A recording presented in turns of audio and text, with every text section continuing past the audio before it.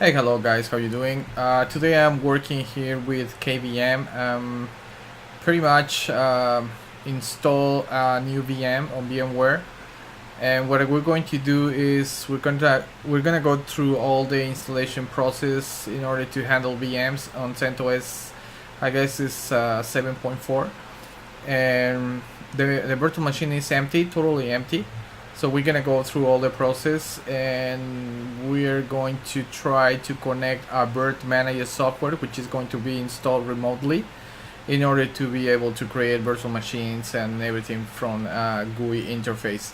You can, you can use both. You can access the server and do it manually using the CLI.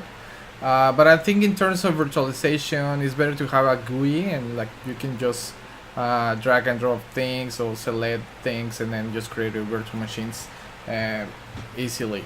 And also another advantage of the Virt Manager is that you can connect to different hypervisors, different servers that host different virtual machines, and you can actually move virtual machines between hypervisors very cool without actually having downtime. Well, you have downtime, but it's minimal.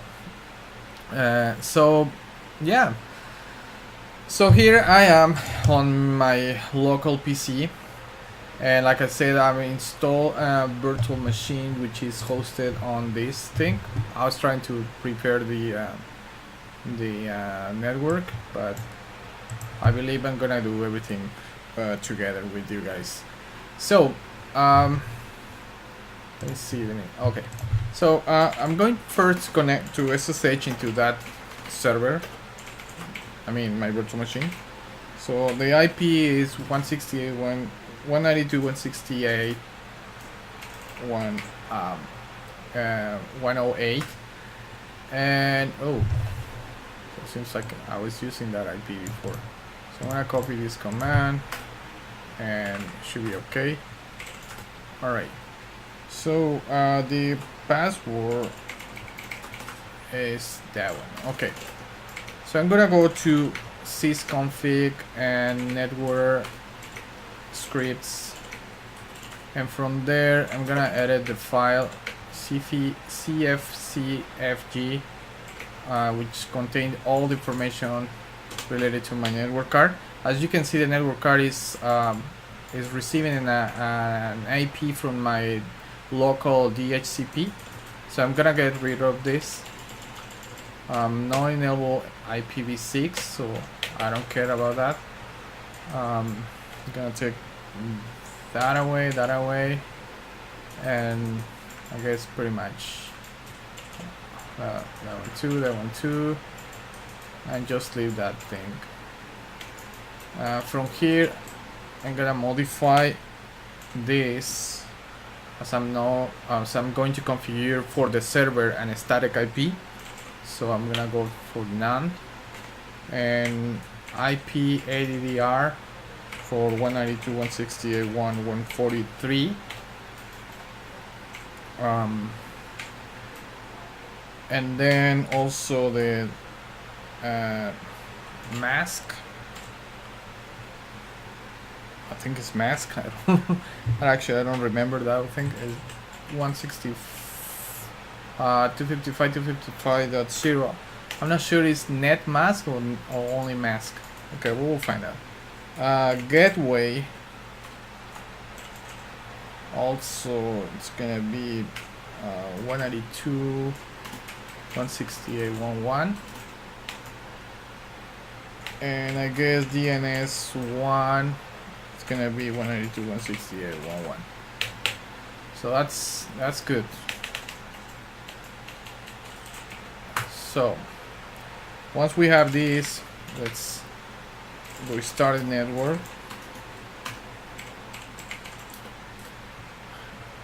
and it's gonna take a while.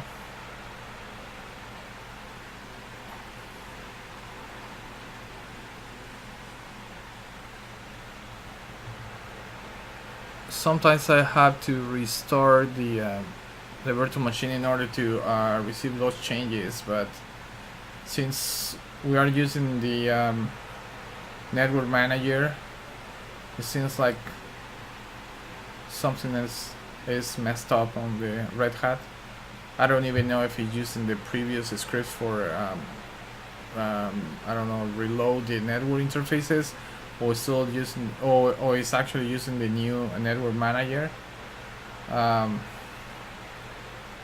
But I think it has, the IP has been changed. Just I got disconnect. So if it's true, let's ping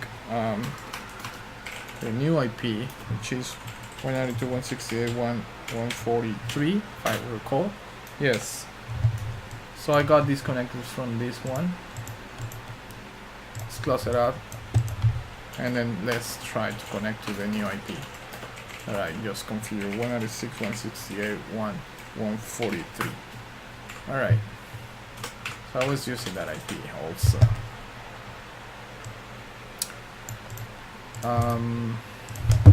Copy and paste. That's it. Oh my god, it's so hot right here.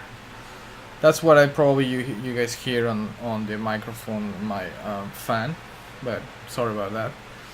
Anyway, so we have the new IP, and yeah, by the way, yes, it was mask. One of the values that I configure on the file. If you are not familiar configuring the networking in that way, you can use a graphical interface called NM2E, and you can edit the connection and then just do all the changes from here.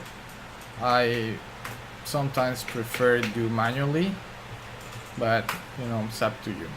That is one tool, and the other one is Network Manager CLI, and you can just show your connections, as well as a bunch of commands in which you can actually edit or create breaches or create a new interfaces, whatever. But yeah, you have these three options, and you also have your the way to check if you're running Network Manager, I guess, together. Manager status, and there you go. So yeah, I'm using the Network Manager. So you gotta be very careful, because if you're using the Network Manager, yes, these tools like the one I show you, NMCLI, that's gonna work, and the other one too. But sometimes if you are using the Network Manager but you modify the configuration directly, sometimes it's not going to work, and there's gonna be some discrepancies between what you actually configure on files and what you actually have loaded. So be careful with that. Just always prefer to use the NMN tool or use the NM CLI in order to create all these things. So it seems like we are okay right now. We are using the user root. If you're gonna be connecting to SSH, yeah, you can actually do that thing by using root. Let's keep it like that. Oh, actually, we can go ahead and see if we can connect that thing by, I think I have a user, if I recall, Blanco and ATC password. Yeah, I have a user, so we can actually go to ATC sudo hours,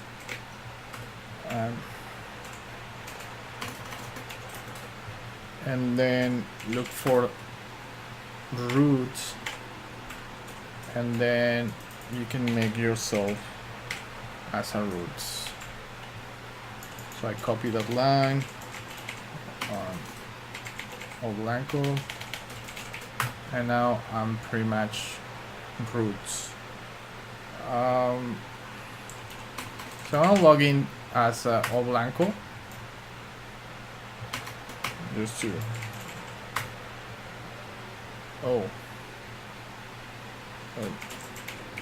I don't know if I changed the password now. I don't think so. So I'm gonna log in first, change the password, and go back and pass all blanco, and then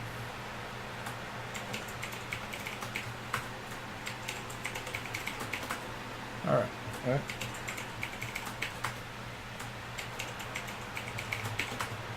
All right.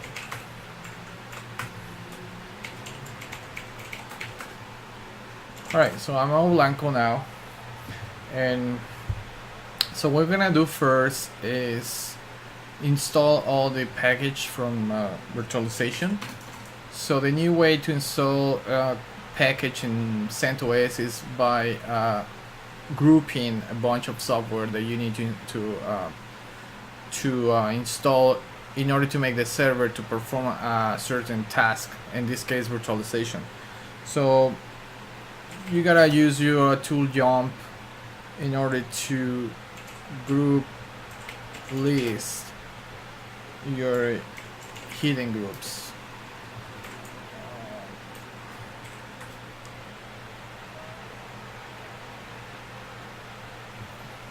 Well, it seems actually I haven't installed anything on the server. It's creating all the databases for jump, and this is what we're looking for. So we're gonna grab for virtualization, and this pretty much all the packages that you have to install on the server. Basically, I found it that installing the host and the client, it will install the minimum package in order to create virtual machines and be able to manage them. So in order to install that, you're gonna use yum again, and you're gonna go to group install, and you can go ahead and install this package, virtualization host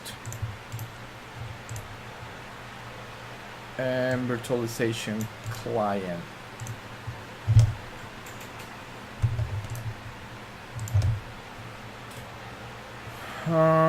You need to be root. Okay, no worries.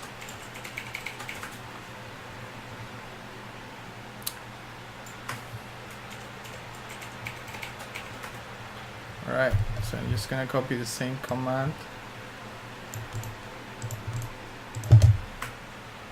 And there you go. So this is gonna take a while because there's a lot of package that has to be installed on the server. There's a lot of scripts, and because the installation that I performed a few minutes ago was the minimum server, so that means that pretty much the server was only with the OS, and by the way, minimal installation for the OS. So there is a lot of tools that have to be installed. In fact, it's 334 tools or package in order to perform virtualization. In the meantime, just gonna tell you, and pretty much I say that on my previous videos when I was talking about virtualization on FreeNAS, that you need to enable virtualization technology on the BIOS. In this case, we are using a virtual machine. So the way to do it is, you might not see that one because of my appearance and my theme on my desktop, but it's here on the processor. You have to select virtualize Intel VT or virtualization technology. So this is the thing you have to select before you create the VM. If you don't have this one, you won't be able to create VMs inside of a VMs. Another thing that I have to point out is that, oh, sorry about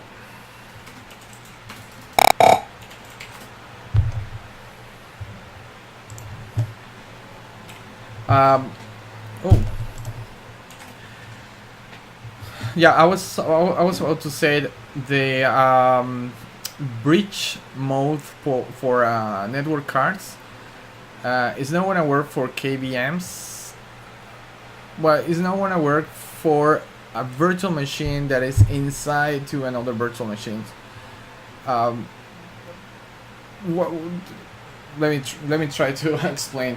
When you create a VM, you have pretty much 3 or 4 options. So the first option is that you create a virtual network, and that virtual network you can set up a, like, I don't know, let's see, your local network is 192.168.1.0, right?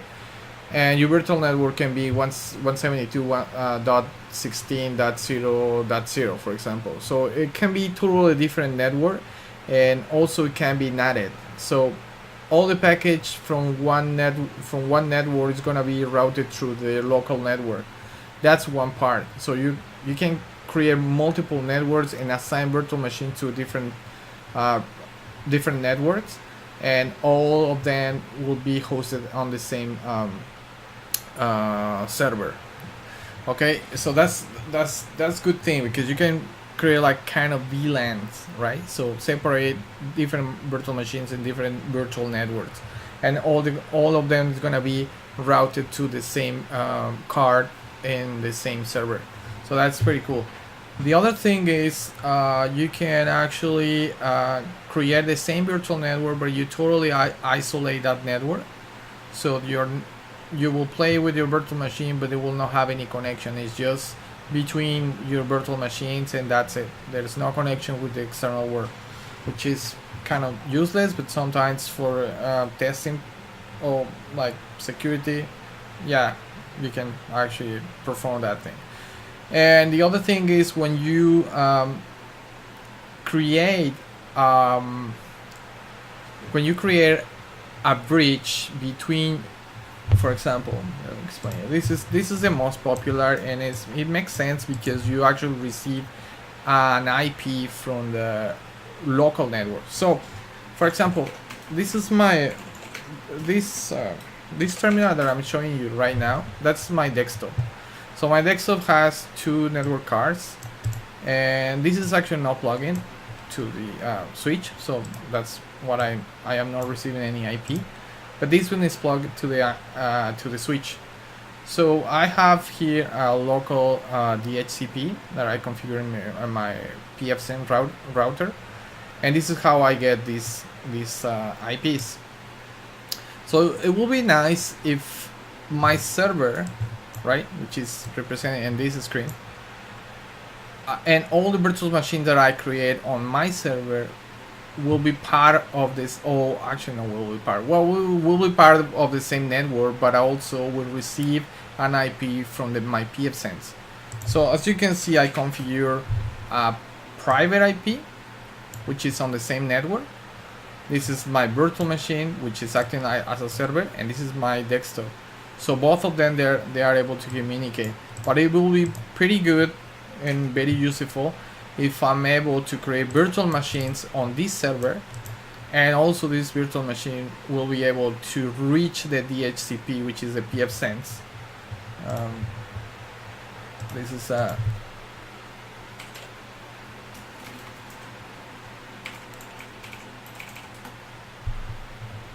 is a server here. I have to log in, and there is a configuration there that provide me an IPs in my local network.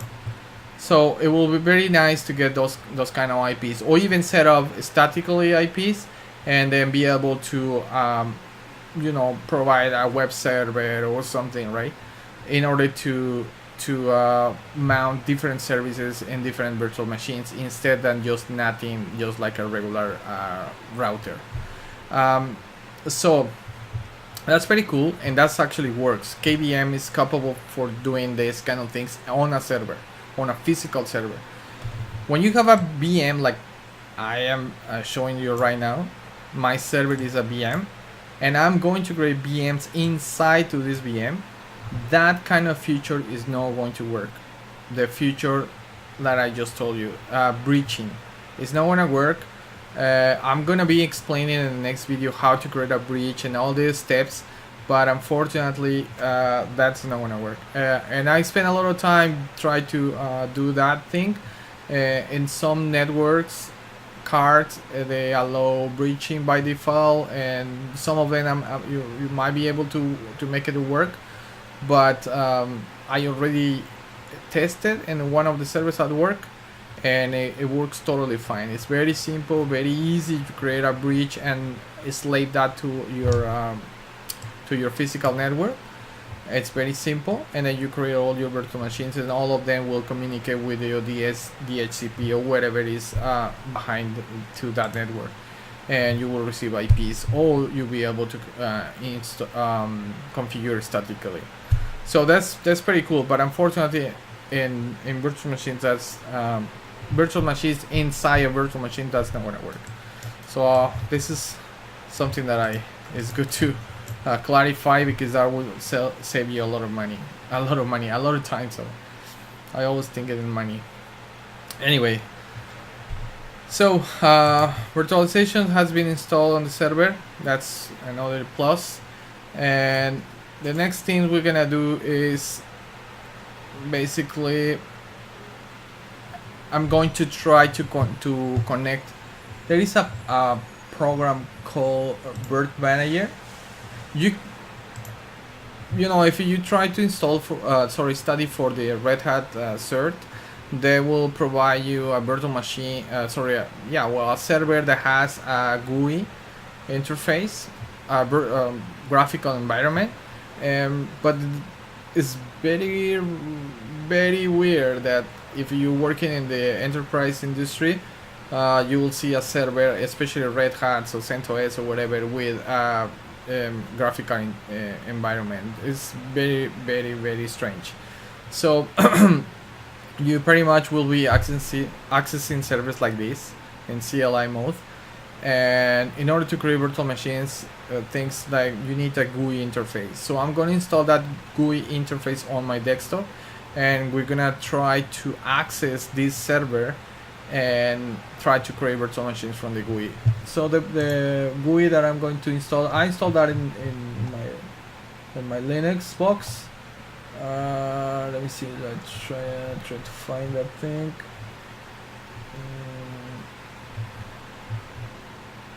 Yeah. So this is the virtual machine manager, or Virt Manager. That's how you call this thing. So we're gonna try to connect this thing, but before we do that, let's try to do a couple things which actually is going to help us to connect even better to the server. So I'm gonna put the server aside, and I'm just gonna try to connect. Actually, no.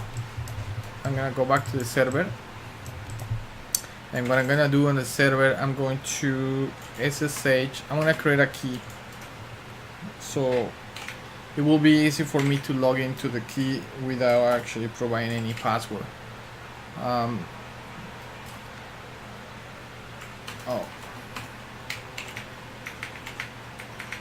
So I think the SSH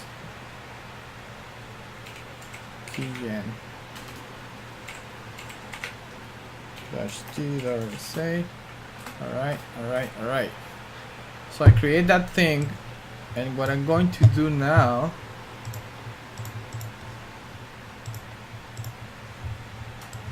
is to log into my change to my desktop, and from my desktop I'm gonna say SSH copy, and I'm gonna try to log into the server, which is first of all I'm gonna do that with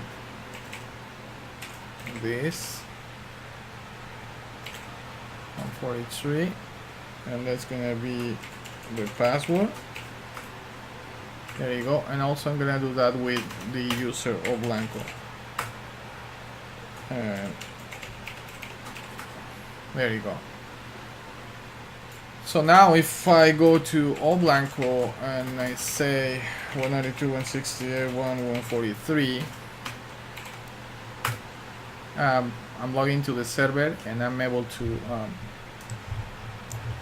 log without any password. Another thing I'm gonna do, I'm gonna change the host name. So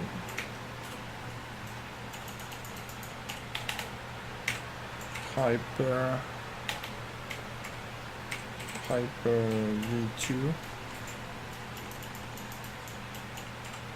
on MrYP.com,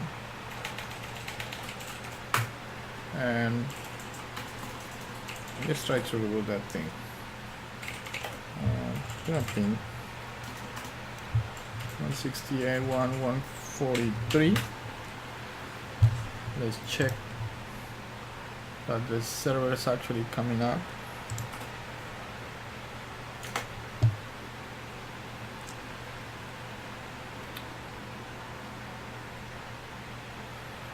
I put it to the virtual machine, 4 gigs of RAM and 2 cores.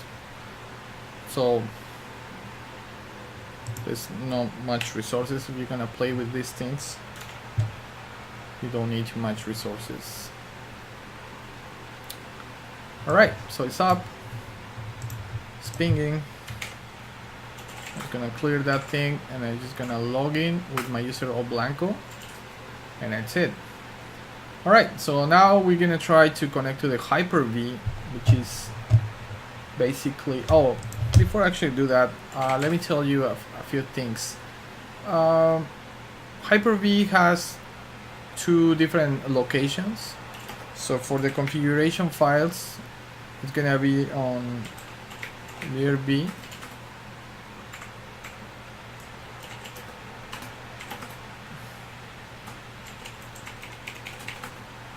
Right.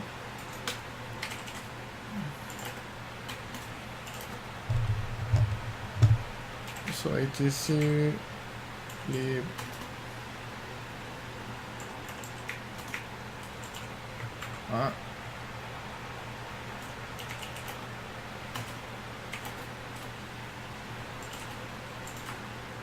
so far, because we haven't created anything, so it's not going to provide us anything.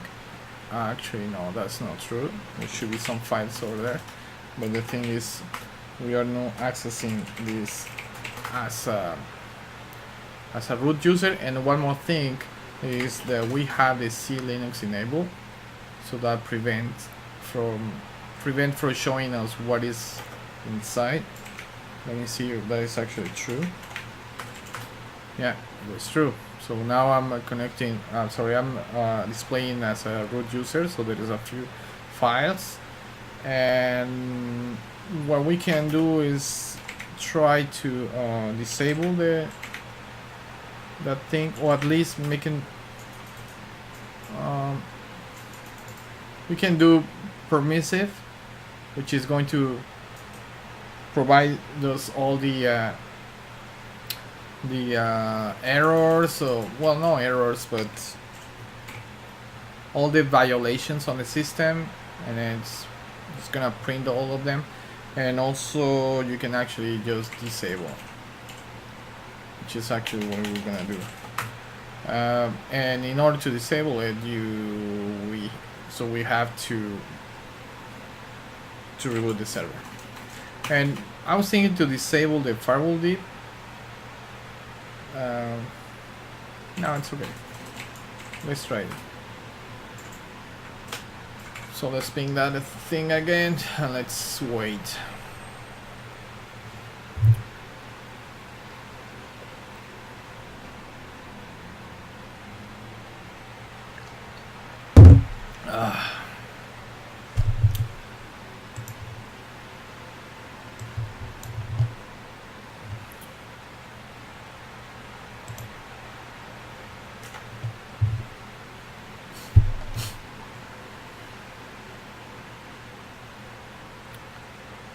So there you go.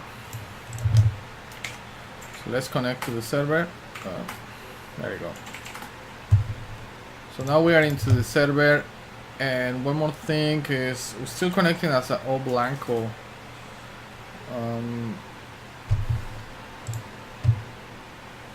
Well, let's try to. I was thinking to. Well, actually, before we move forward, so I was telling you that there is two configuration or 2 locations. So one is ATC lib virt, and you will find here under the key mu. Now it's like we don't have any virtual machine, but it will create an XML file, which is going to provide all the configuration for the virtual machine. So all the virtual machines that you create will have a separate XML file, and if you want to configure something directly, you can actually edit that file and it just change whatever you want to change. If you don't want to use the virtual configurator that I just showed you a few minutes ago, that one. Okay, so this is good because in order to create a virtual machine, you have to pass a bunch of parameters. It's a lot of stuff that you have to pass. So this thing can help you to create, for example, to create the breaches, create the networks, and pass all the parameters that you want to pass to the creation of the virtual machine. And after one is created, you can just put this aside and it just manage everything from the CLI. But in any case, this is one of the locations, and the other one is under bar leave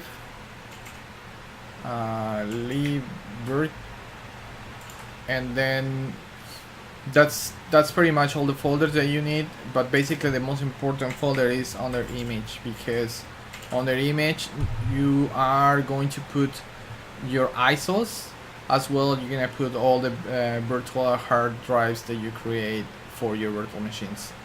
So there's one more thing that is some people are concerned about, because you know the bar usually has less space. I don't even know how I configured this virtual machine, because I just choose create all the partition automatically. So it seems like everything is on root. Home, it gave me 36 gigs for root, and it gave me 19 gigs for home. So it seems like this partition is actually bigger than the home. But in case, just in case that you want to move bar, like this directory, yeah, you can actually create a symbolic link and create the folder under home. So that will be like, let's see here, like you have 2-3 terabytes that you can just emulate that this folder is located here, but it's actually a virtual link to the home partition.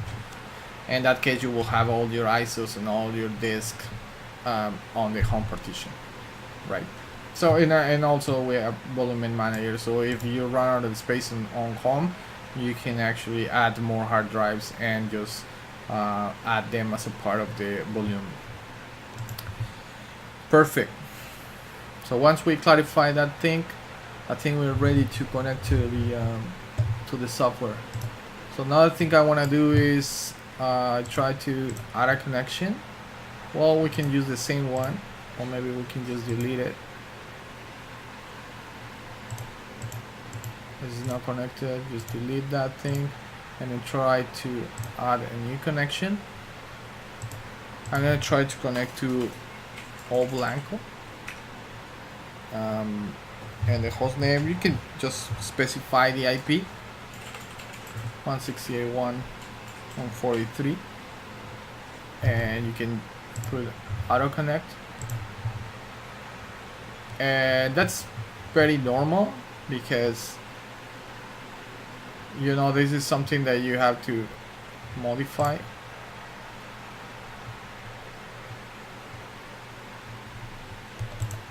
So it's not gonna let me to connect to that thing, so we need to do some steps extra. So what we're gonna do is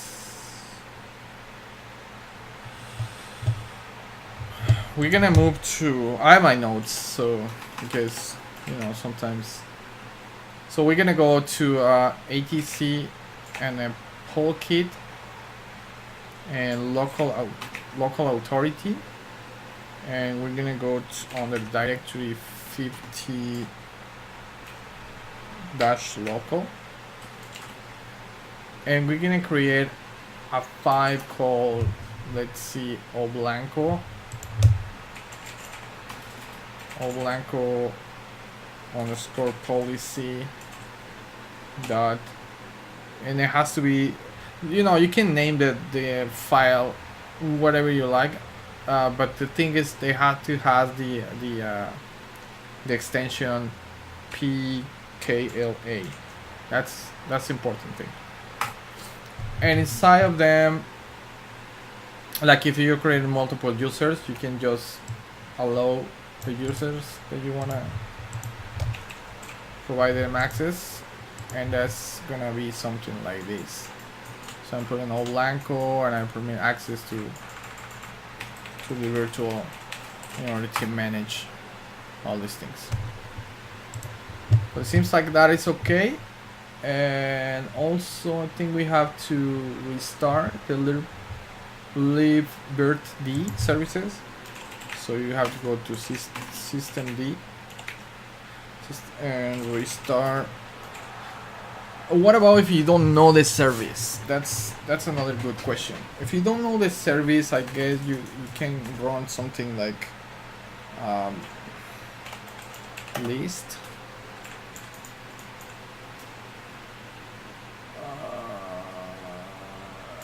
It was something like, let me see, list units, and I will show you all the services under systemd.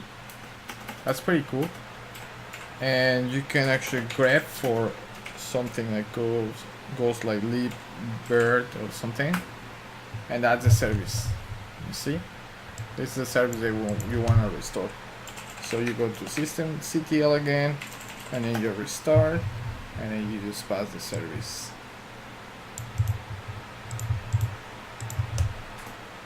And there you go. And you can check the status as well. It's still running. And I will try to connect from that thing again. You just click that thing and it's connected. And it's connected, and now what we're gonna do is we're gonna create a virtual machine. But the thing is, you can create a like web server and put all the CentOS or Debian or whatever operating system you want to install on an HTTP location. You can actually use a Pixie server, which is actually, I have another video in my channel related to that one, but unfortunately that is in Spanish. I'll try to do one more in English, and you can import an existing disk that actually contains a virtual machine already installed on that disk. What we're gonna do is we're gonna just, you know, provide an ISO, and the thing is we need to update the ISO or transfer the ISO to the server. So I'm gonna go back to my desktop, and let's see what I have there. I think on their home blanco, and I think that was at work. Maybe, and downloads.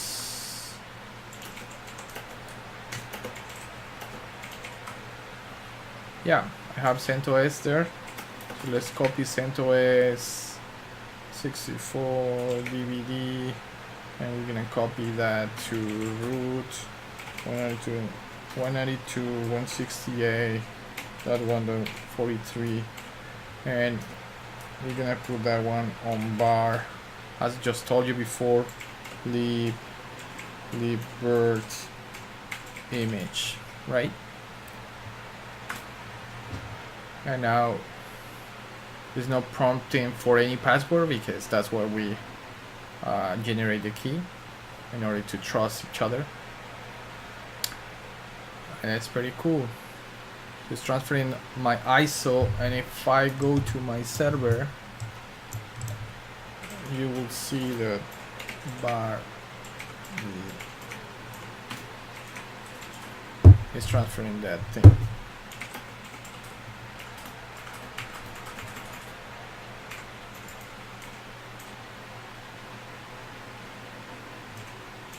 You can run H. Alright. Watch.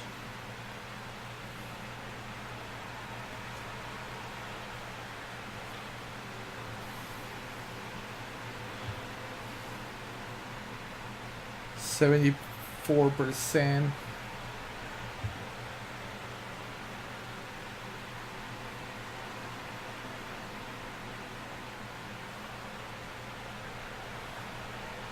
%91. There you go. So done. Perfect. So now, so we have the ISO. Let's go back to our Virtual Manager. So I'm gonna go forward and I'm gonna select ISO. And actually, it's not showing me anything. Refresh. There you go. Choose the volume. So that's the ISO. I'm gonna install Linux. I'm gonna go for CentOS. Forward. We're gonna give only 512. One core. Forward. We're gonna go for I don't know, 10. That's it. Forward. Network. So that's very important. So far we only have that thing. We're gonna choose NAT. I'm gonna thoroughly explain how the network works in another I don't know, video chapter or series of this KVM. For now, we're just gonna leave that as a NAT on the virtual network, and we're just gonna go for finish, and that will bring me to the installation of the CentOS. And it's gonna show you, well, it's gonna show me the installation, but there is more things here. As you can see, there is a default virtual network. So the network is gonna be under this network. So basically my virtual machine will receive an IP between this range, right? So it's totally a different network compared with what I have on my desktop. That's the hard drives that I have. You can see, not only I have the ISO in the same location, I also have the new hard drive that I created for this new baby, the virtual machine, this one. So, and also you will, when we create breaches and everything, we will see, like, you know, sometimes on the server, like the Dell, I don't know, R430s, for example. I believe you have well, there is some modules even in the Dell R430, but I believe one of them, they had up to 4 network cards, and so you will see all these network cards and you can breach them in different breaches, so